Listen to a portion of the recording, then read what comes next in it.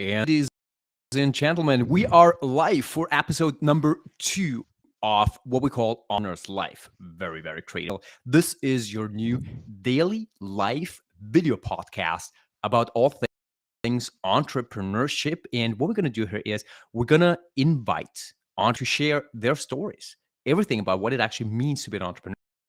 And I'm very, very happy to have an entrepreneur with us today here for episode number 2. With us is Nadim Kuttab. Say hi, Nadim. Hey, Philip, it's good to be here. Thanks for having me live in your podcast. Fantastic. So I hope you can hear us well. I think we have some connectivity issues on my side, so I apologize if that is the case. But anyways, we'll stop. We'll not stop here. Dive right into this. I'm super, super stoked to have you here for our episode number 2. And yeah, we'll just roll with whatever happens because this is life, this is raw, and this is how it's going to go down. Okay, so let's start with a little introduction. So I met Nadim 2 or 3 times already, and both of the times that I recall, sometimes I'm drunk and I don't know, so call right. And both times he was on the main stage actually at Affiliate World, so he shared the stage here with me, and that was amazing. And he talked about right. That's your kind of thing, right? You know how to run media. Is that true? Absolutely. I always joke it's pretty much the only thing I'm good at this stage. Well, let me share something that I stole from someone. I don't know who it was. Probably some old Greek philosopher. But you can only really be good at one thing, right? Otherwise, you are average or mediocre at everything. That's what they say, right? So let's hope this is true. For sure. I mean, definitely went down the path of not being a jack of all trades and focusing on a few select topics. I mean, I can jump right into it. I'm a native advertiser, Philip. It's what I've been doing for the last 6 years, almost 6 years at this stage, spending money on native ads. So I'm excited to talk about that today. Absolutely. So before we dive into your entrepreneurial journey, tell our audience what a native ad is. A lot of people probably don't know what that means. So let's start with marketing, then advertising, and then native advertising. And let's Sure. keep it brief. 30-second elevator pitch. Native ads are below the feed placements, banners that have an image and a headline and maybe a short description and a call to action. They are in the mix. They're mixed with native articles. So if you're on a news site like CNN, you'll have organic pieces of content from CNN. Next to it, there's an ad that looks the same, but it's from a different publisher or a different advertiser pushing a product, selling a story. These are oftentimes very small ads. They're relatively cheap compared to other forms of display advertising. And the unique selling point that you have about native ads is that you're reaching people when they're consuming articles and content. So if you serve them articles, they'll read them at a really high rate. I mean, we have CTR, so people reading through our article, sometimes in excess of 50%. So, really, really, really high read rates, which lets you push a narrative. And we've taken that and essentially built a model around it for brands and bigger companies to spend a lot of money on native ads. Cool. So if I'm an entrepreneur, which I am, and I want to get my message out, you're telling me that native ads is one vehicle, in your opinion, probably a very good vehicle to get your message out, get in front of people, and actually get your message read. Is that true? I think native ads are a very broad form of advertising. So if you're trying to reach, a very unique B2B or a very small subset of an audience, it's very hard to do that on native because you're competing in a very broad environment. So, native ads generally are really good for products that have a broad appeal. Let me give you an example, whether it's a car insurance, whether it's, I don't know, something for your home that everybody needs, whether it's a service like walking your dog. I can imagine that works well on native, and I haven't seen it around. So the broader the product, the more likely it is that you'll reach the right people on native ads.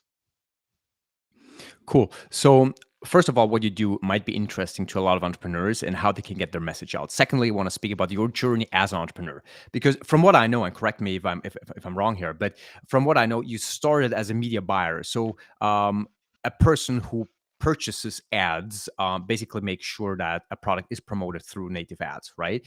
But then you became a managing director, CEO of a company doing exactly that.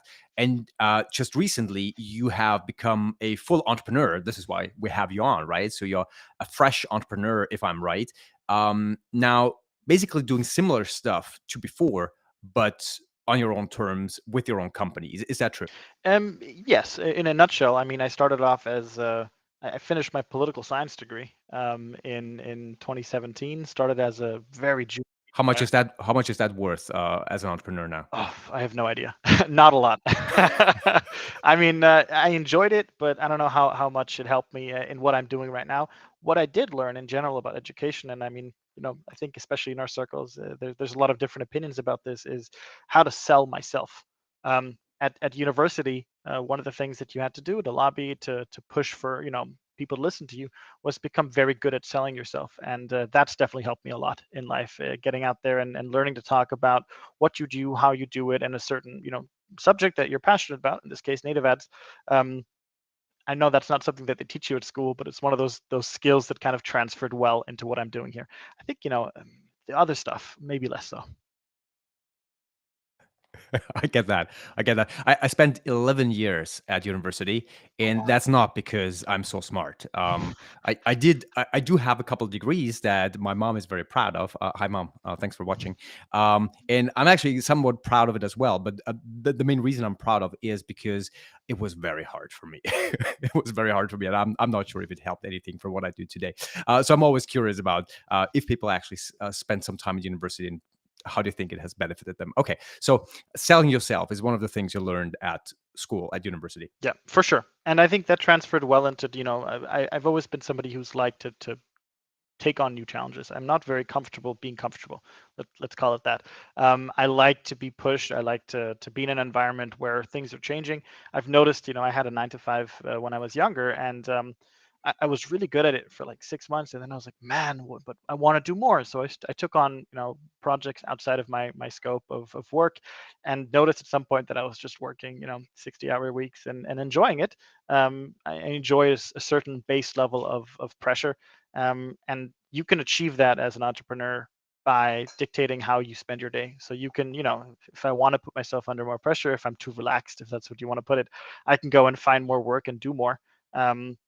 Yeah, and native ads, and especially direct response marketing, which is the type of marketing where you go out there to get a response directly, like it says in the name, has an unlimited amount of challenges. There's so much to do in this space that I find myself having to limit myself and focus on projects more and more, because of the way that I like to work. I mean, let me give an example, Philip. When I started this venture, early this year, I had maybe 40 different directions to go in, and I could have done what I did in my previous company. I could have done something completely new, and instead I said, well, I'm going to take what I'm good at, and I'm going to try to hone and build a product around it. So we've defined, I think it's 5 key areas of growth right now, and we're really building systems around those key areas. I think as an entrepreneur, one thing that I really took to heart is, as a leader, not even necessarily as an entrepreneur, learn to replace yourself. So really, it's essentially system building. What I've been doing in the last months is taking something, preparing it, handing it off, taking something, preparing it, handing it off, and that's allowed us extreme growth in different areas of what we do, and has been exactly up my alley because I get to do something new every month. I think that's amazing. And I think that's probably one of the things that I enjoy really as an entrepreneur as well. But let me dive into that. Mhm. So, as I mentioned before, from what I know, you do very similar things to what you've done before, but as an entrepreneur. So, you just mentioned one thing that might have shifted. You have more freedom to shape the different processes, I assume, right? For And sure, build your own for systems. sure. What are like one or two other things that have changed now that you are being an entrepreneur? I think it's very much around, I can structure the company around my pace. So there aren't any, call it, other visions in the company.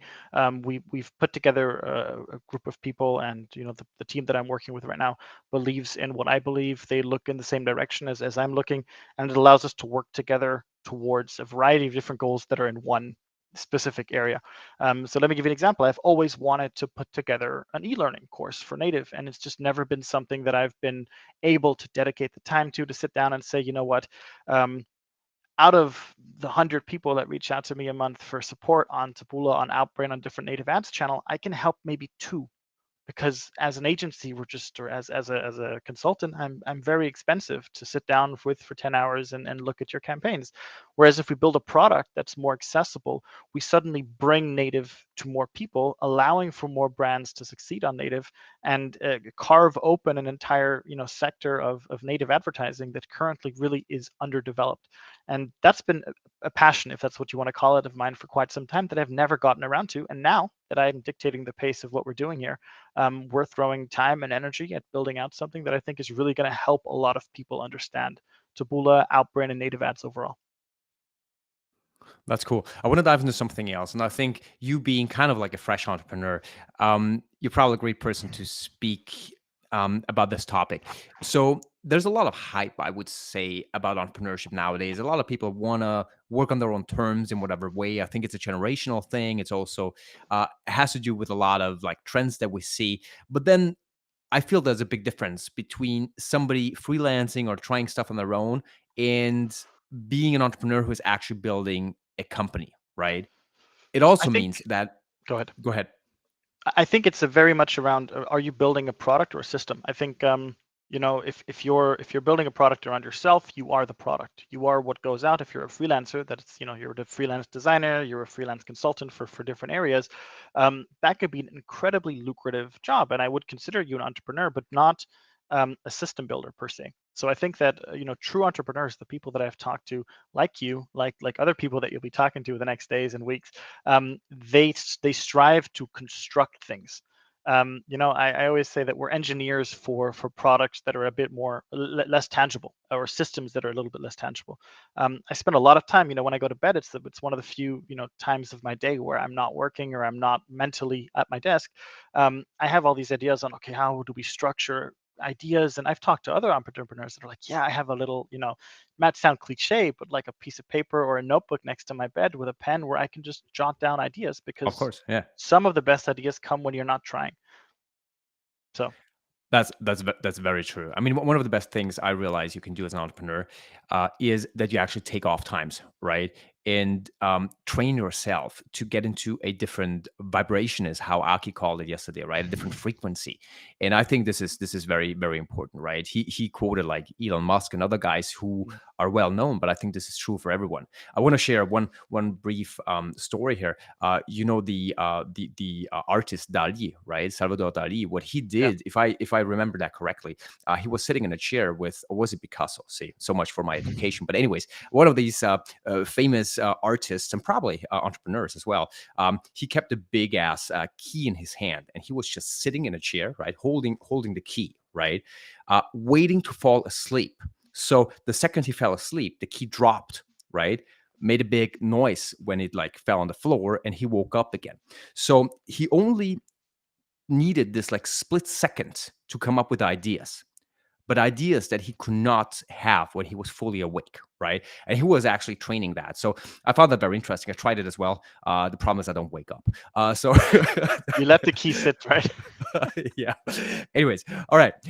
Tell me about one of the shitty things, one of the hardest things that you have had to go through over the last couple of months being an entrepreneur. I think there's a lot. Entrepreneurship is glamorized in a lot of ways, and you read all these articles about successful entrepreneurs and unicorns and these people. The majority of entrepreneurs struggle a lot more than they succeed. I think in general, this is in digital marketing, it's the same. I always tell junior marketers, when you start, you're going to lose a lot more than you win, and that's what builds you up to be to solve problems. The biggest challenge is obviously the uncertainty. You're not working for a big corporate. If you don't get up in the morning and do something, then no one's going to do it, or things won't get done. The company's not going to move forward. Your projects are just going to stagnate. And obviously, as a solo, as an individual, you hold a lot less leverage over partnerships and relationships, and especially clients. They know that they're one of three that you're working with right now, and they'll demand certain things of you, knowing that there's a certain leverage. It's different when you're working with a national corporate that has a million clients. You're tied to them in a way because there's not a lot of other options.